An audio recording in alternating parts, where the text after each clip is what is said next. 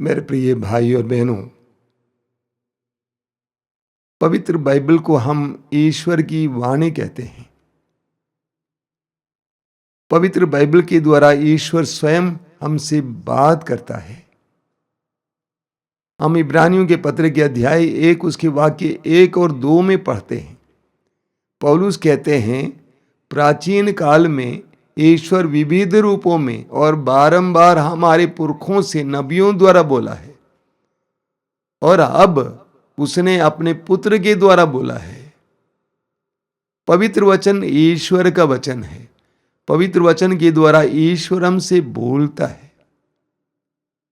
पूरी बाइबल में जितने वचन हमें मिलते हैं उसके द्वारा हम देखते हैं कि ईश्वर ने अपने आप को हमारे सामने प्रकट किया है।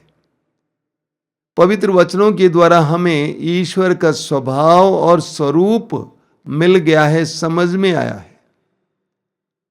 बाइबल का निचोड़ है कि ईश्वर हमें प्रेम करता है। बाइबल का निचोड़ है कि ईश्वर प्रेम है और जो इस प्रेम पर विश्वास करता है और ईश्वर के वचन को सुनता है और पढ़ता है, मैं आपको बताना चाहता हूं, वह ईश्वर के प्रेम की परिधि में आ जाता है। वह ईश्वर के प्रेम की परिधि में आ जाता है और धीरे धीरे ईश्वर के प्रेम का एहसास करने लगता है, ईश्वर की करुणा का अनुभव करने लगता है, ईश्वर की दया का अनुभव करने लगता है, ईश्वर की सुरक्षा और संरक्षण का अनुभव करने लगता है, ईश्वर की क्षमाशीलता का एहसास करने लगता है। इसीलिए हम कह सकते हैं कि पवित्र बाइबल ईश्वर का प्रेममय पत्र है। The Bible is the love letter of God. और जितना हम प्रभु के वचन को पढ़ते जाएंगे उतना हमें प्रभु के प्रेम की गहराई का एहसास होगा। जिस तरह मान लीजिए आप किसी व्यक्ति को प्रेम करते हैं, उसने आपको पत्र लिखा। आजकल तो पत्र होते नहीं, पुराने ज़माने में पत्र लिखते थे। तो पत्र पढ़ते समय एक एक अक्षर के द्वारा, एक एक शब्द के द्वारा हमें उस व्यक्ति के प्रेम का एहसास होता है। जितना हम पवित्र वचन को सुनेंगे, पढ़ेंगे, हमें ईश्वर के प्रेम, करुणा, दया इत्यादि का एहसास होता है। इस्यास नबी के ग्रंथ के अध्याय 49 उसके वाक्य 15 और 16 में प्रभु कहते हैं, क्या स्त्री अपना दूध मुहा बच्चा भुला सकती है? क्या स्त्री अपना दूध मुहा बच्चा भुला सकती है? क्या वो अपनी गोद के पुत्र पर तरस नहीं खाएगी? यदि वह भुला भी दे तो भी मैं तुम्हें कभी नहीं भुलाऊंगा, क्योंकि मैंने तुम्हें अपनी हथेलियों पर अंकित किया है और तुम्हारी चार दीवारी निरंतर मेरी आंखों के सामने है। प्रभु कहते हैं कि मैं तुम्हें कभी नहीं भुलाऊंगा, मैं तुम्हें कभी नहीं भुलाऊंगा। कुछ वर्ष पहले मैं एक बहुत बड़े प्रसिद्ध वचन सुनाने वाले, घोषित करने वाले व्यक्ति की किताब पढ़ रहा था। तो उन्होंने उसमें एक बहुत सुंदर साक्ष्य लिखा था। साक्ष्य लंदन का है। लंदन की एक फैक्ट्री में काम करने वाले एक व्यक्ति जिसका नाम टोनी है। टोनी बहुत गद्दार था, घमंडी था, क्रोधी था, लोगों से लड़ता था। उस व्यक्ति को सुसमाचार की घोषणा सुनने यानी वचन सुनने का मौका मिला। एक बहुत बड़ा कन्वेंशन चल रहा था वहां पे और उसमें टोनी गया। टोनी प्रभु के वचनों को सुनते सुनते विनम्र होता गया। उसका हृदय नाजुक हो गया। उसके अंदर ईश्वर की करुणा आई। उसके बाद उसका स्वभाव ही बदल गया। काम पे जाता था फैक्ट्री में। दोपहर के समय जब अवकाश मिलता था, भोजन करता था। उसके बाद उसके दोस्त लोग बैठते थे, बात करते थे, ताश खेलते थे, कभी ड्रिंक्स भी लेते थे। लेकिन टोनी की जीवन शैली बदल गई। खाना खाने के बाद वो सीधे उस फैक्ट्री के बगल में एक छोटा सा गिरजाघर था, वहां जाता था और उस गिरजाघर में क्रूसित यीशु को बराबर देखा करता था और अक्सर रोया करता था। अपने बीते जीवन के सारे पापों को याद करके रोया करता था। वो सोचता था, प्रभु मैं कैसा था, आज तूने मुझे कैसा बनाया है। ये उसकी जीवन शैली थी। प्रतिदिन भोजन करना, दोपहर के समय वहां जाना, बैठना। कई दिनों के बाद उसकी दुर्घटना हो गई और उसका एक पैर टूट गया और अपने घर पे रह गया। उसको दुख होता था, सबसे बड़ा दुख इसीलिए होता था कि वो गिरजाघर नहीं जा पा रहा है। एक दिन की बात है, टोनी अकेला था, कमरे में लेटा हुआ था, आंखें खुली हुई थी। अचानक उसके पैरों के सामने प्रभु दिखाई दिए। उसके पैरों के पास प्रभु दिखाई दिए और प्रभु ने उससे कहा, टोनी, जब तू काम करता था तू रोज मुझसे मिलने आता था। आज में तू मेरे पास नहीं आ पाता है, इसलिए मैं स्वयं तेरे पास आया हूं। प्रभु कहते हैं, मैं तुमको कभी नहीं बुला सकता हूं। प्रभु कहते हैं, क्या एक स्त्री अपने दूधमय बच्चे को बुला सकती है? क्या? हाँ, आजकल बहुत सारी नारियां अपने बच्चों को त्याग देती हैं, छोड़ देती हैं, फेंक देती हैं। लेकिन जब दूध पीने लगता है बच्चा, तो वो नारी उसको छोड़ नहीं पाती है, क्योंकि वो उसकी भी आवश्यकता होती है। वो उसको कभी नहीं बुला सकती है। आपने कभी नहीं सुना होगा कि कोई नारी बाजार जाए अपने छोटे बच्चों को लेकर और वो बाजार में खो दें, ऐसा कभी होता नहीं है। प्रभु कहते हैं कि तुम मेरे आंखों के सामने बराबर रहते हो, बराबर तुम मेरे सामने रहते हो। हम इस्राएलियों की इतिहास पढ़ेंगे। इस्राएली ईश्वर की चुनी हुई प्रजा थी। इब्राहिम के द्वारा ईश्वर ने इस्राएलियों को रचा बनाया। इस्राएली मिस्र देश में रह रहे थे, मिस्र देश में गुलाम बन गए थे। ईश्वर की कृपा दृष्टि उन पर पड़ी। ईश्वर ने उस गुलामी से उनको छुड़ाया और कनान देश ले आया। लेकिन मार्ग में इस्राएलियों ने ईश्वर के विरुद्ध बुनबुनाना शुरू किया, ईश्वर को त्याग दिया, देवी देवताओं की पूजा करने लगे। एक ईश्वर पर विश्वास करने वे लोग ईश्वर से हट गए, दूर हो गए, ईश्वर के विरुद्ध बुनबुनाए। इसके बावजूद ईश्वर उनको अपनी प्रतिज्ञा के अनुसार कनान देश ले जाता है। वहां बसाने के बाद ईश्वर ने उनके लिए राजा अभिषिक्त किया और नियुक्त किया। लेकिन इस्राएल के राजाओं ने ईश्वर की आज्ञाओं का उल्लंघन किया, जिस कारण इस्राएली परदेशियों के गुलाम बन गए, परदेश ले जाए गए। इसके बावजूद ईश्वर ने इस्राएलियों को त्यागा नहीं, परित्याग नहीं किया। कई साल पहले एक छोटा सा किस्सा मुझे सुनने को मिला था। एक साधु जी का किस्सा है। एक साधु जी एक नाले को पार कर रहे थे और नाले में एक बिच्छू तड़प रहा था। साधु जी ने उसको बचाने के लिए अपना हाथ बढ़ाया, बिच्छू को अपने हाथ में उठाया। बिच्छू ने डंक मारा, साधु ने उसको पानी में डाल दिया, फिर उठाया, फिर पानी में डाला। ये प्रक्रिया जारी रही। नाले के उस पार कुछ जवान लड़के बैठे हुए थे। वे ठहाका मारकर हंसने लगे और पूछे कि साधु जी क्यों उसको उठा रहे हैं? क्या आप सोचते हैं कि बिच्छू डंक मारने की आदत छोड़ सकता है? तो साधु जी ने जवाब में कहा, अगर ये बिच्छू अपने डंक मारने की आदत नहीं त्याग सकता है तो मैं क्यों प्रेम करने की आदत छोड़ दूं? वास्तव में ईश्वर ऐसा ही इस्राएलियों के साथ रहा। ईश्वर ने उनको त्यागा नहीं।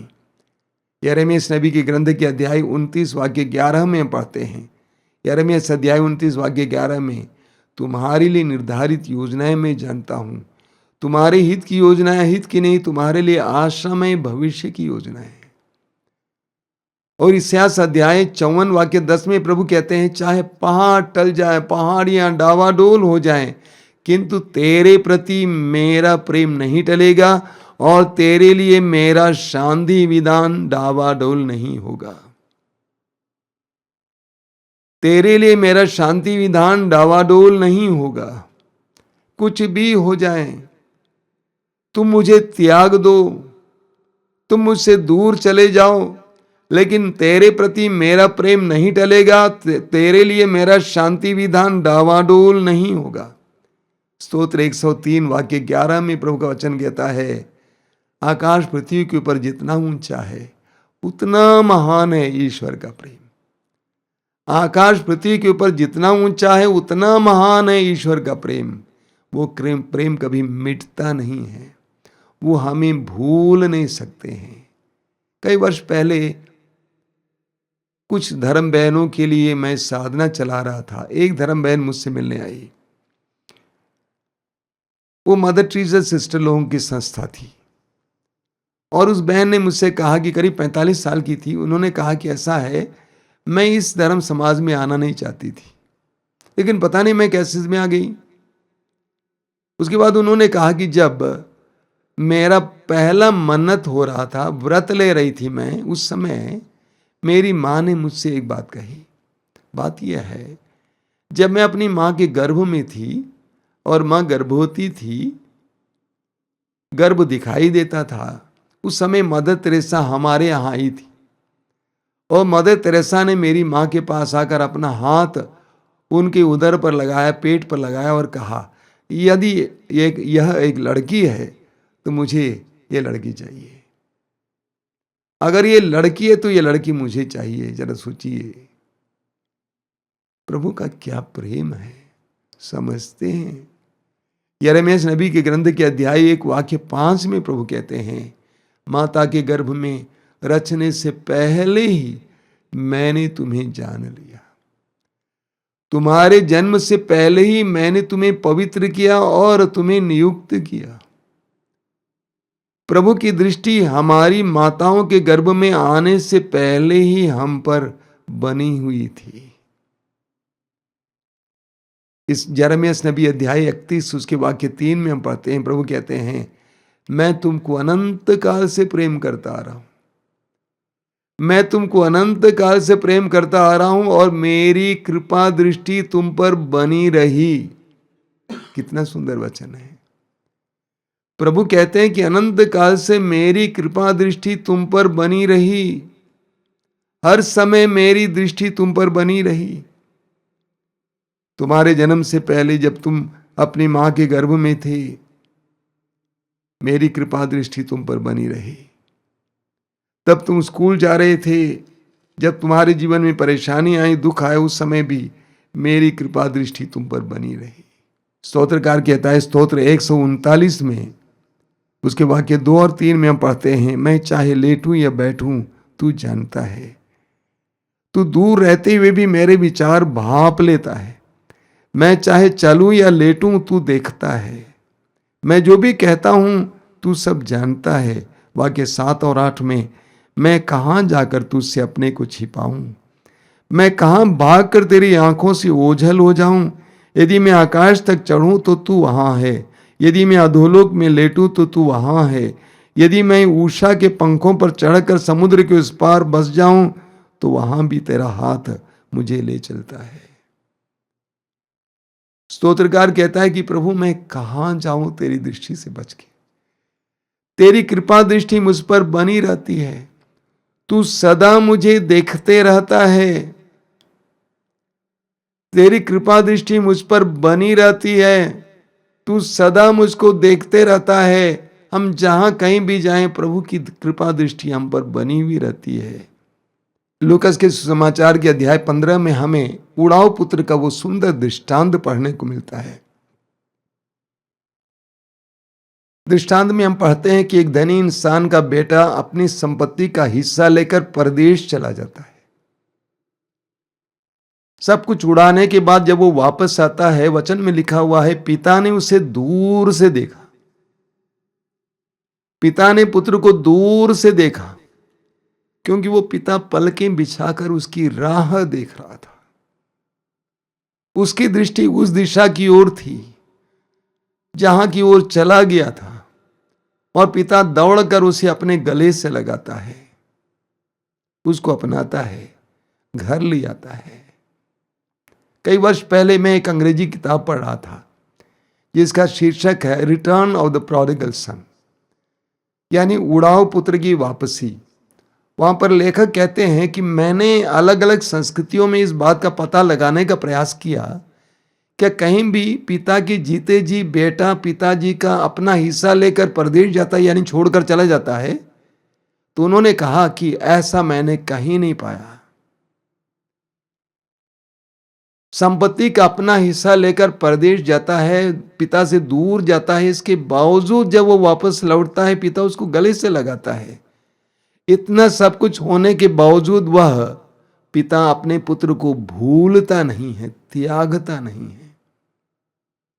कई वर्ष पहले हमारे आश्रम में दिल्ली से एक बहुत धनी इंसान आया था, क्योंकि इन दिनों मैं टीवी में जी जागरण में हर शनिवार और रविवार को प्रवचन देता था। और उन्होंने प्रवचन सुना। प्रवचन सुनने के बाद उनके और उनके परिवार में काफी कृपाएं आई। तो उन्होंने तय किया कि मैं मातृधाम आश्रम जाऊंगा और वहां पे 1-2 दिन रहूंगा। यहाँ रहने के बाद वो वापस जा रहे थे। जाने से पहले रविवार को वो मुझसे मिलने आए। मेरे कमरे के सामने खड़े थे। वो भाई जी बहुत रो रहे थे, उनके आंखों से आंसू झर रहे थे। मैंने पूछा, क्यों, आपको कोई तकलीफ हुई, यहाँ पे कोई पीड़ा हुई? उन्होंने कहा, कोई पीड़ा नहीं हुई। वो रविवार बड़े शनिवार के बाद का रविवार था, यानी सेकंड सैटरडे के बाद का रविवार था। और सेकंड सैटरडे को, बड़े शनिवार को आश्रम में हजारों की संख्या में लोग आते हैं।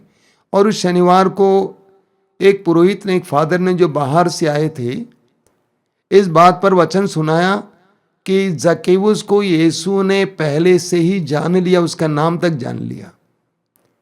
जक्केउस यीशु को देखने के लिए पहली बार पेड़ की डाली पर बैठा हुआ था, लेकिन यीशु वहां पे आते हैं और यीशु ने उससे नाम लेकर पुकारा, जक्केउस जल्दी नीचे उतर आओ। और वचन सुनाने वाले उस पुरोहित ने कहा कि प्रभु हमें जानते हैं, हमारा नाम तक जानते हैं। दिल्ली से आए हुए उस भाई ने जब ये सुना, वो काफी उम्र के थे, उन्होंने सुना कि हमारे प्रभु हमें जानते हैं और हमारा नाम तक जानते हैं। उन्होंने कहा कि स्वामी जी, मैं इतने सालों से पूजन अर्चन कर रहा हूँ, प्रार्थना कर रहा हूँ, लेकिन जब पहली बार मुझे इस बात का एहसास हुआ, ये जाना कि प्रभु ईश्वर हम में से हर एक को नाम से जानता है, तो मैं अपने आप को रोक नहीं पाया। और मैं आपको बताना चाहता हूं, God knows you very personally. ईश्वर आपको व्यक्तिगत रूप से जानता है। तो आप सवाल करेंगे, संसार में करोड़ों अरबों लोग हैं, कैसे ईश्वर हमको जानेंगे? जब आपके दिल में किसी के प्रति प्रेम रहता है, तो बहुत बड़ी भीड़ में भी आपकी नजरें उसे ढूंढती हैं और उसे पा जाती हैं।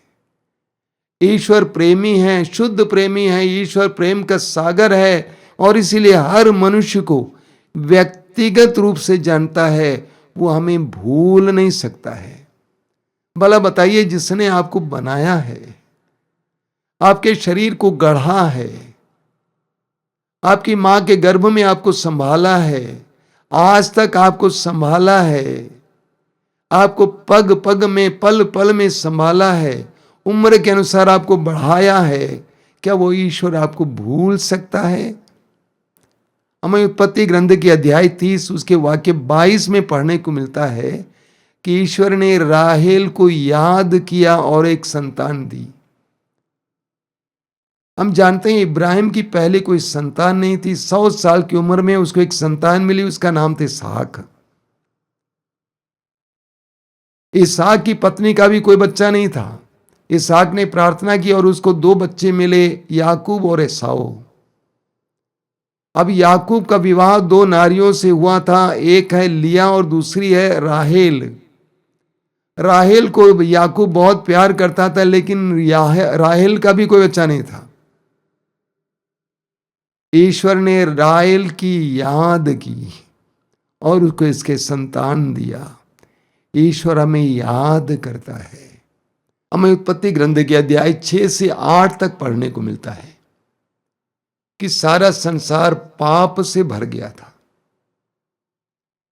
और इसलिए ईश्वर ने तय किया कि मैं प्रलय भेजकर संसार को नष्ट करूंगा, शुद्ध करूंगा, पृथ्वी को शुद्ध करूंगा। लेकिन जब ईश्वर ने प्रलय भेजा, उस समय ईश्वर ने नूह और उसके परिवार को याद किया, क्योंकि वे धर्मी थे और चमत्कारी ढंग से उनको बचा लिया उस प्रलय से। ठीक इसी तरह उत्पत्ति ग्रंथ के अध्याय 18 और 19 में हमें पढ़ने को मिलता है कि प्रभु ईश्वर ने 2 नगरों को नष्ट किया। उन नगरों का नाम है सोदोम और गोमोरा, क्योंकि दोनों नगर पाप से भर गया था, लैंगिक पाप से, समलैंगिकता के पाप से। इसलिए ईश्वर ने दोनों नगरों को नष्ट कर दिया, विनाश कर दिया। लेकिन उस समय भी ईश्वर ने लोत और उसके परिवार को याद किया, क्योंकि वे धर्मी थे। ईश्वर ने उनको बचा लिया। हम स्तोत्र ग्रंथ के अध्याय 136 में पढ़ते हैं, उसके वाक्य 23 में स्तोत्रकार कहता है, उसने हमारी विपत्तियों में हमारी याद की। उसने हमारी विपत्तियों में हमारी याद की। जब हम विपत्तियों से गुजर रहे थे, उन सारे क्षणों में उसने हमें याद किया। यशायाह नबी के ग्रंथ के अध्याय 43 वाक्य 2 को आप बार बार सुनते हैं। प्रभु कहते हैं, जब तुम समुद्र पार करोगे, जलधाराएं तुम्हें बहा करने ले जाएंगी। जब तुम समुद्र पार करोगे, जलधाराएं तुम्हें बहा कर नहीं ले जाएंगी, क्योंकि मैं तुम्हारे साथ रहूंगा। कितनी सुंदर बात है। भूलने की बात तो दूर, प्रभु कहते हैं कि मैं तुम्हारे साथ रहूंगा। तुम्हारी विपत्तियों में मैं तुम्हारे साथ रहूंगा। मैं तुमको भूल नहीं सकता हूं। जब तुम आग पार करोगे, तो ज्वालाएं तुम्हें जलाएंगी नहीं, क्योंकि प्रभु हमें कभी भुला नहीं सकते हैं। कुछ दिन पहले एक भाई मेरे कमरे में आए। उन्होंने एक बहुत सुंदर साक्षी सुनाया। उन्होंने कहा कि वे प्रार्थना सभा चलाते थे। उस प्रार्थना सभा में एक भाई आने लगे। वो बहुत ही क्रोधी इंसान था, झगड़ालू इंसान था, छोटी छोटी बातों में गुस्सा करता था, मारता पीटता था। जिस कंपनी में वो काम करता था, उस कंपनी के मालिक से बातचीत हुई, गर्मा गर्मी हुई। मालिक ने उसको एक झापड़ दिया, और ये भाई इसीलिए गुस्सैला था। उसने सोचा कि मैं भी झापड़ दूंगा, हाथ उठाया जरूर, लेकिन तभी प्रभु की वाणी याद आई, अगर कोई तुम्हारे एक गाल पर थप्पड़ मारे, अपना दूसरा गाल दिखा दो। उसने ऐसा ही किया। उसने पलट कर उसको मारा नहीं, लेकिन उसने कंपनी छोड़ दिया। कंपनी छोड़ने के बाद वो बेरोजगार हो गया, और जिस भाई की प्रार्थना सभा में आया करता तो उसके पास आकर बोलने लगा, देखो तुम्हारी शिक्षा के कारण मेरी नौकरी चली गई, अब तुम कुछ करो। और इस भाई ने उससे कहा कि भाई मेरी शिक्षा के कारण नहीं, प्रभु की शिक्षा के कारण। तुम एक काम करो, तुम प्रभु के पास जाओ। बड़ी अजीब बात है। वो भाई प्रतिदिन अपना टिफिन लेता था, जैसे कंपनी में जाता था उसी तरह वो चर्च जाने लगा, गिरजाघर जाने लगा। वो जाता था, बैठ जाता था प्रभु के सामने, अपनी परिस्थिति पर रोता था। एक दिन ऐसा हुआ कि एक माताजी भी वहां पे आके बैठ गई, और कुछ देर के बाद उठ के चली गई। लेकिन उस माताजी की पेन वहां पे छूट गई, और इस भाई ने जाकर वो पेन लेकर बाहर माताजी को दिया। तो माताजी ने पूछा कि बेटा तुम बराबर यहाँ पे आते हो, मैंने देखती हूँ, बात क्या है? तो उसने सारी बातें बता दी। माताजी ने पूछा कि तुम्हारी जेब में कोई कागज का टुकड़ा है? उसने कहा हाँ। और माताजी ने एक फ़ोन नंबर दिया उसमें, और कहा कि इस फ़ोन में फ़ोन करो, तुम्हें नौकरी मिल जाएगी। और उस भाई ने उस फ़ोन में फ़ोन किया, और उस भाई को ऐसी नौकरी मिल गई जहां पर जितना यहां पर उसको सैलरी मिलती थी, उसका 3 सैलरी मिलने लगी। प्रभु हमें कभी भुला नहीं सकते हैं। इब्रानियों के पत्र के अध्याय 13 वाक्य 5 में प्रभु कहते हैं, मैं तुम्हें नहीं छोड़ूंगा, मैं तुम्हें कभी नहीं त्यागूंगा। प्रभु कहते हैं, मैं तुम्हें नहीं छोड़ूंगा, मैं तुम्हें कभी नहीं त्यागूंगा। स्तोत्र 27 उसके वाक्य 10 में हम पढ़ते हैं, स्तोत्रकार कहता है, चाहे मेरे माता पिता मुझे छोड़ दें, प्रभु मुझे अपनाएगा। चाहे मेरे माता पिता मुझे त्याग दें, प्रभु मुझे अपनाएगा। प्रभु मुझे नहीं भुला सकते हैं। मत्ती के सुसमाचार में एक बहुत सुंदर घटना हमें पढ़ने को मिलती है। मत्ती के सुसमाचार के अध्याय 14 में शाम का समय था। प्रभु यीशु पहाड़ पर चढ़ जाते हैं प्रार्थना के लिए, और शिष्यों को गलीलिया झील पार करके उस पार जाने के लिए बाध्य करते हैं। शिष्य नाव में बैठे हुए थे, आगे बढ़ रहे थे, प्रभु उनके साथ नहीं थे। प्रभु ने महसूस किया कि तूफान चल रहा है, और शिष्य तूफानों से लड़ रहे हैं। सुसमाचार में हमें पढ़ने को मिलता है, बड़े सवेरे जब अंधेरा ही था, प्रभु यीशु पानी पर चलकर उनके पास आ जाते हैं।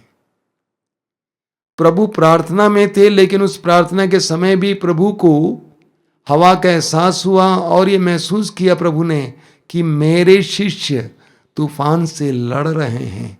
प्रभु हमें कभी त्याग नहीं सकते हैं, भूल नहीं सकते हैं। पेतरुस का पहला पत्र उसके अध्याय 5 वाक्य 7 में पेतरुस कहते हैं, आप अपनी सारी चिंताएं उस पर छोड़ दें क्योंकि वह आपकी सुधि लेता है। और सुंदर वचन है। पेतरुस कहते हैं आप अपनी सारी चिंताएं उस पर छोड़ दें क्योंकि वह आपकी सुधि लेता है, आपकी सुधि लेता है, आपको याद करता है, उसे आपका ख्याल रहता है, वो आपके बारे में सोचता है, वो आपके लिए सोचता है। पेतरुस कहते हैं कि आप अपनी सारी चिंताएं उस पर छोड़ दें क्योंकि वह आपकी सुधि लेता है, आपको याद करता है। भरोसा रखना सीखिए, प्रभु के प्रेम पर भरोसा रखना सीखिए, यह विश्वास करना सीखिए कि प्रभु मुझे नहीं त्याग सकते हैं। एक स्त्री अपने दूध मुहे बच्चे को बुला सकती है, लेकिन प्रभु मुझे कभी नहीं बुला सकते हैं। हमें न्यायकर्ताओं के ग्रंथ के अध्याय 16 में पढ़ने को मिलता है सैमसन की प्रार्थना के बारे में। वहां पर हम पढ़ते हैं कि सैमसन अपनी विपत्ति में प्रभु को पुकारता है। सैमसन के अंदर पवित्र आत्मा की विशेष शक्ति थी क्योंकि ईश्वर ने उसको उसकी मां के गर्भ से ही चुना था। लेकिन सैमसन अपनी गलती से उस शक्ति को गंवा देता है, दुश्मन उसको पकड़ लेते हैं और इतनी शक्तिशाली सैमसन की आंखें फोड़ देते हैं और उसे नचाते हैं। सैमसन जिसके अंदर पवित्र आत्मा की शक्ति सी, जो अपने ही बलबूते 1000 सैनिकों को मार गिराता था, आज अंधा हो गया। ऐसी दुर्दशा में सैमसन प्रभु को पुकारता है, कहता है हे प्रभु मुझे याद कर, हे प्रभु मुझे याद कर। हमें लूकस के सुसमाचार के अध्याय 23 वाक्य 42 में पढ़ने को मिलता है, जब प्रभु यीशु क्रूस पर लटके हुए थे, उसके एक तरफ एक डाकू लटका हुआ था जिसने यीशु को पहचान लिया था। उसने यीशु से कहा, हे ईसा, जब तू अपने राज्य में होगा मुझे भी याद करना। प्रभु ने कहा, मैं तुमसे सच सच कहता हूं, आज ही तुम मेरे साथ परलोक में होगे। मेरे प्रिय भाई और बहनों, प्रभु ईश्वर हमें याद करता है, हमें उस पर विश्वास करने की जरूरत है, ईश्वर के प्रेम पर विश्वास करने की जरूरत है। हमें भी सैमसन की तरह प्रार्थना करने की जरूरत है, हे प्रभु मुझे याद कर, हे प्रभु मुझे याद कर, मुझ पापी को याद कर, मेरे परिवार को याद कर, मेरे काम धंधे को याद कर, मेरे काम काज को याद कर। आइए हम प्रार्थना करें। प्रभु यीशु धन्यवाद देते हैं तेरे पवित्र वचनों के लिए, तेरे पवित्र वचनों के द्वारा ईश्वर के स्वभाव और स्वरूप का हमें अनुभव दिलाने के लिए, तेरे पवित्र वचनों के द्वारा हमें साहस देने के लिए, हमारे और मन और हृदय को दृढ़ बनाने के लिए। दयालु यीशु हम पर दया करना, हमें विश्वास का वरदान देना, हमें इस सत्य को जानने की कृपा देना, एहसास करने की कृपा देना कि तू हमें कभी भुला नहीं सकता है। एक स्त्री अपने दूध मुहे बच्चे को भुला सकती है, लेकिन तू हमें भुला नहीं सकता है। प्रभु तेरे इन वचनों को सुनने वाले मेरे भाई बहनों को इस समय अनुग्रहित कर, उनको विश्वास का वरदान देना यीशु, उनको भरोसे का वरदान देना यीशु, तेरे अनंत प्रेम पर विश्वास करने की कृपा देना यीशु। धन्यवाद प्रभु, धन्यवाद। तेरी स्तुति, तेरी आराधना, तेरी महिमा।